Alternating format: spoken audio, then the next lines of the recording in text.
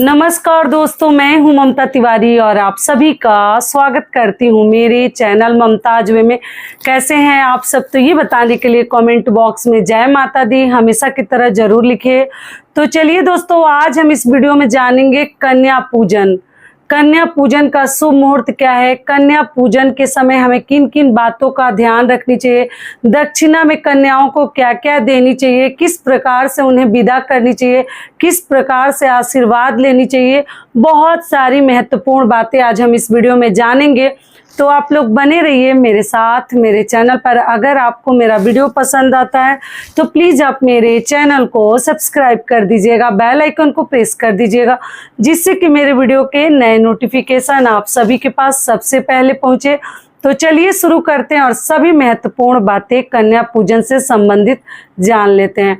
तो सबसे पहले दोस्तों आपको बता दूं कि आज महासप्तमी, आप लोग को मालूम ही है। तो आज का जो था माता का प्रिय रंग जो था ब्लू था। काल रात्रि माता की आज हम पूजा करते हैं। तो अपने सोसाइटी में ही दुर्गा पूजा हम लोग मैक्सिमम घूमते हैं, कई पंडाल बने हुए हैं। तो वहाँ भी ड्रेस कोड भी रहता है, कुछ लोग अपना बदल के भी पहनते हैं, तो हम लोग पहन के जाते हैं अधिकतर माता का जो प्रिय रंग है।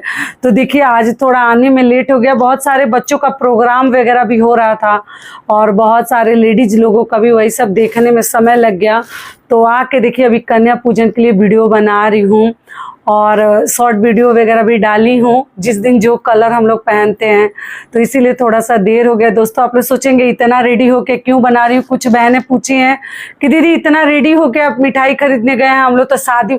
तो जी वो दुर्गा पूजा घूमने के लिए रेडी होते हैं, वो मिठाई खरीदने जाने के लिए नहीं होते हैं। तो उधर से ही सोचे थे कि बाहर ही मतलब शॉप है तो खरीद लेते हैं, इसलिए गई थी बाहर। आप लोग ऐसा मत सोचिएगा कि घूमने के लिए उतना रेडी होके गए थे। दुर्गा पूजा में यहाँ कोलकाता में घूमा जाता है, तो मैं भी घूमती हूँ, सोचती हूँ कि अपने जो भी सब्सक्राइबर्स हैं, ऐसे तो आप लोग भी घूम ही रहे होंगे, थोड़ा आपके साथ शेयर कर दूँ कि यहाँ दुर्गा पूजा यहाँ का बहुत अधिक फेमस है। तो चलिए ये सब भी बातें हो गई, अब कन्या पूजन के लिए जान लेते हैं।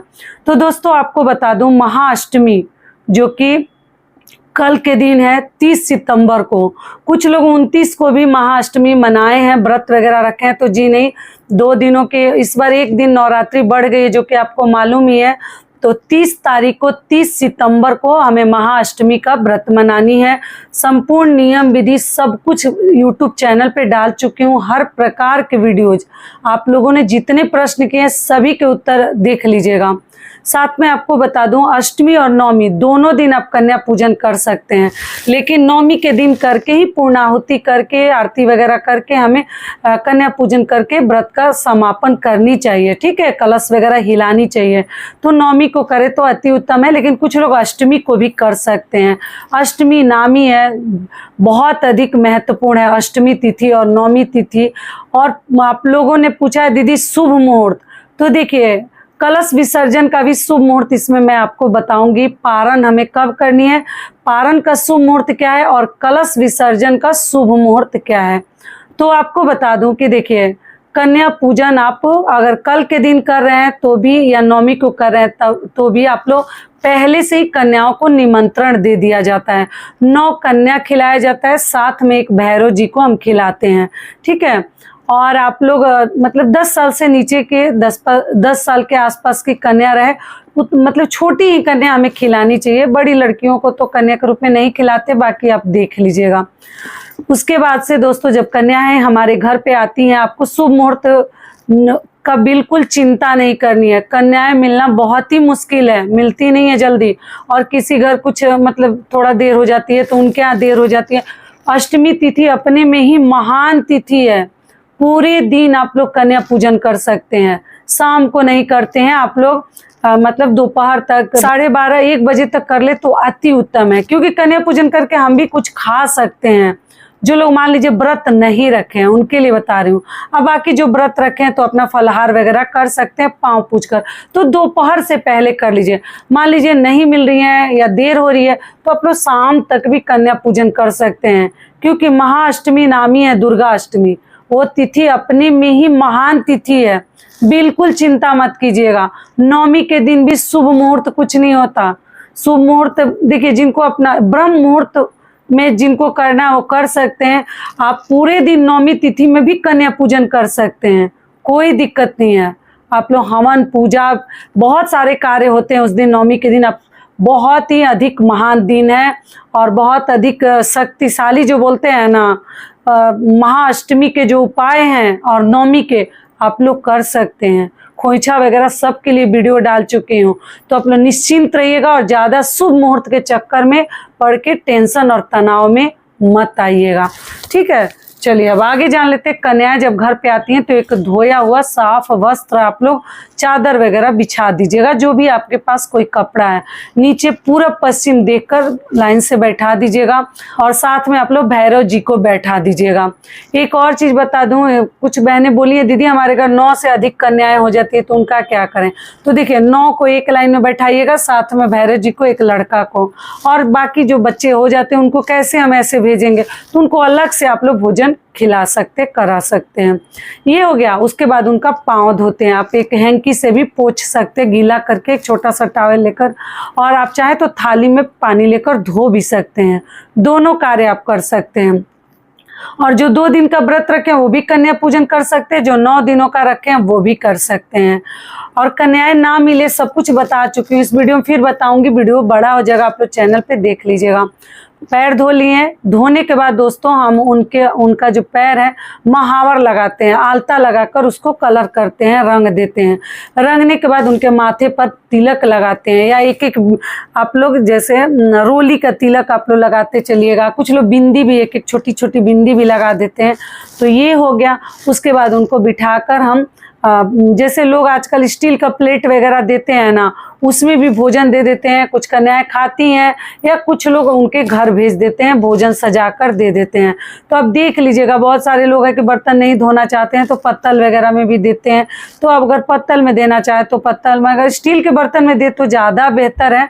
लेकिन मान लीजिए जिनके यहाँ कोई करने वाला नहीं है तो आप क्या कीजिएगा, पत्तल में भी, जो पेपर के पत्तल आते हैं उसमें भी दे सकते हैं, या पत्ते वाले। अधिकतर लोग तो वही यूज करते हैं, और अधिकतर लोग प्लेट खरीद लेते हैं तो उसी में करवा के फिर उनको उसी में दक्षिणा दे देते हैं, धोकर तब वो घर लेके चली जाती हैं, प्लेट को धो देते हैं।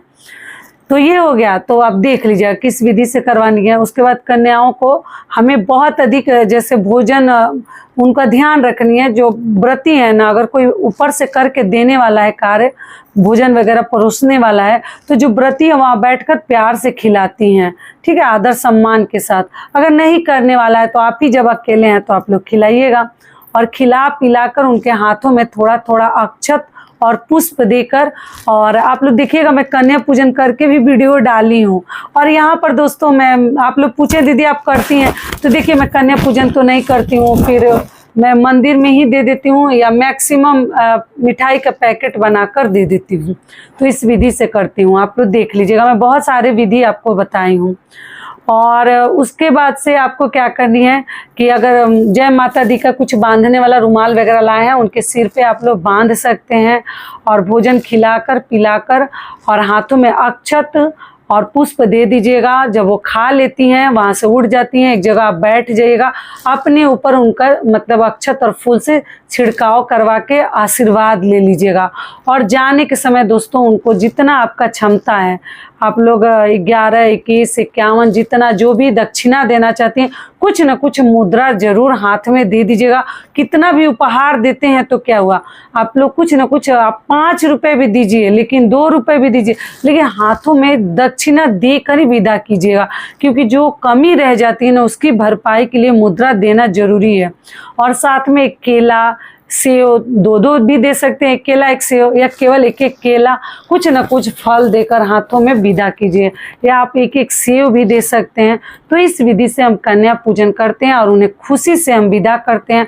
अगर कुछ आप गिफ्ट लाए हैं मान लीजिए। और दोस्तों देखिए बेड पे बैठ के बना रही हूँ, क्योंकि आजकल बहुत गर्मी है, और जब उधर से आते हैं भारी, ये मतलब भारी साड़ी वगैरह पहन लेते हैं, तो देखिए बेडरूम में बैठकर थक गई थी थोड़ा, तो वो सोची यहीं वीडियो बना लूं, उधर फिर क्या सेटअप अपना सेट करूं, इसी रूम में बैठकर बना के और आपको वीडियो दे दूं, उसके बाद ही ड्रेस वगैरह चेंज करेंगे। तो इसीलिए यहाँ पे आप लोग सोचेंगे दीदी बेड पे बैठ के क्यों बना रही है। देखिए इधर बेटा मेरा सो गया है थक के, तो यहीं आप लोगों से कुछ भी छुपाती नहीं हूँ, तो सोची कि बता दूं। आप लोग सोचेंगे दीदी इतना सज के बेड पे बैठ के वीडियो क्यों बना रही है, तो पूजा घूम के आई हूँ दोस्तों, इसलिए बना रही हूँ। ये हो गया। उसके बाद से कन्याओं को आप लोग विदा कीजिए और जो वहाँ पे जूठा पत्तल वगैरह है वो उठा लीजिए, प्लेट वगैरह। और उनके जाने के बाद उस स्थान को तुरंत हमें पोंछनी भी नहीं है और झाड़नी भी नहीं है। थोड़ा देर, आधा घंटा रुक जाइए और अगर वहाँ साफ भी करना है तो गीले कपड़े से पोंछिएगा, झाड़ू वगैरह मत लगाइएगा। तो इस विधि से हम कन्या पूजन करते हैं। और दक्षिणा वगैरह घर के जो भी सदस्य इच्छुक हैं, जैसे दादी हैं या उस घर की भाभी हैं या कोई जेठ आपके हैं, जो भी देना चाहे, जिनको भी शौक है, वो कन्याओं के हाथ में कुछ ना कुछ दक्षिणा आपको जरूर देनी है। और फल अवश्य दीजिएगा। क्या उस गिफ्ट वगैरह तो देना ना देना आपका अपना मतलब डिसीजन है। लोग टिफिन वगैरह देते हैं, बैग देते हैं, फ्रॉक तो लोग नहीं देते, साइज वगैरह नहीं पता रहता है, बच्चों के यूज वाले चीज़ें देते हैं, लेकिन फल और दक्षिणा आपको जरूर देनी है। और देखिए भोजन में कुछ लोग केवल हलवा पूरी चना खिलाते हैं और बच्चों का तो मन भर जाता है मीठा खाते खाते घर में। तो अब चने का प्रसाद भी अदरक और टमाटर मिर्ची पीस के डाल के और सूखी सूखी सब्जी बना सकते हैं। उसमें सेंधा नमक डाल दीजिएगा। आप लोग पूछे दीदी ये वाला नमक, तो जी नहीं, ये कच्चा नमक नहीं डाल, सेंधा नमक हमें डालकर और आप लोग चने का प्रसाद, खीर, पूड़ी, हलवा ये सब भी आप लोग खिला सकते हैं। और जो नहीं खिला सकते हैं उनके लिए 4 उपाय बताई हूँ, चैनल पे डाल चुकी हूँ कि आप आसानी से कन्या पूजन कैसे कर सकते हैं। तो आशा करती हूँ कन्या पूजन से संबंधित सभी बातें आपके समझ में आ गई। चलिए अब आगे जान लेते हैं पारण का शुभ मुहूर्त। तो दोस्तों जो लोग अष्टमी को पारण करते हैं वो कन्या पूजन के बाद अपना व्रत खोल सकते हैं। जो नवमी को अपना पारण करते हैं तो शाम को पूजा पाठ करके 10वीं तिथि लग जा रही है उसमें भी आप कर सकते हैं पारण। ठीक है, 7 बजे के बाद लग जा रही है 10वीं। अब कुछ लोग 2-2 दिन 10वीं मना रहे हैं, जैसे 1 अक्टूबर को भी मना रहे हैं और 2 अक्टूबर को मना रहे हैं। नवमी है 1 अक्टूबर को और 10वीं है 2 अक्टूबर को। लेकिन आप लोग 9 दिनों के अगर नवरात्रि का व्रत रखे हैं तो आप लोग क्या कीजिएगा कि उदय तिथि में 10वीं में आप लोग पारण कीजिएगा। विसर्जन हमें सुबह 6:15 के बाद से शुरू होकर और 8:35-37 तक आप लोग सामग्री का विसर्जन कर लीजिएगा। ठीक है, विसर्जन करके तभी 10वीं के दिन आप लोग पारण कीजिएगा और वो भी खीर पूरी का ही। ठीक है, इसमें कोई शुभ मुहूर्त नहीं है, विसर्जन के बाद आप लोग खा सकते हैं। और अगली चीज क्या है कि देखिए कलश आपको नवमी को ही हिलानी है। कलश हिलाकर तब हम कन्या पूजन करते हैं। हवन पूजा आरती सब करके और कन्या पूजन कलश हिलाकर भी कर सकते हैं, कन्या पूजन करके भी कलश हिला सकते हैं। कई बार समझा दी। तो आशा करती हूँ ये वीडियो आप लोगों के लिए बहुत अधिक लाभकारी होगा। फिर मिलती हूँ एक नए वीडियो में, तब तक के लिए नमस्कार, धन्यवाद। और दोस्तों वीडियो पसंद आता है तो एक लाइक जरूर कीजिएगा और चैनल को सब्सक्राइब कर दीजिएगा। धन्यवाद।